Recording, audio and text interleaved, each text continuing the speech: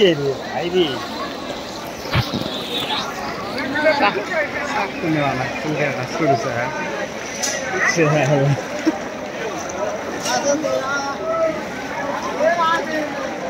আমির হোসেন ভাই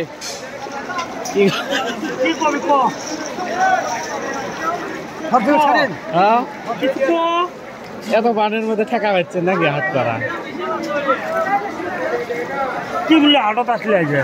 খরচ করা নাকি এই বান পানের দিনত ভালো করে তুললিছ ক কিছু ধরো 1000 টাকা নিয়ে যা খরচ করিস দুটো না আমার দেখ লোককে আসছে রে আর যারা ই ফ্রি জানা রোল নম্বর ইপি এ আরো দে আরো দে এ হব মেলা দিছে তাতে মেলা পালাই হল ভিডিও করি এ ফেসবুকে দেওয়া না ইয়ার নেওয়া ঘুষ খাইছস নাকি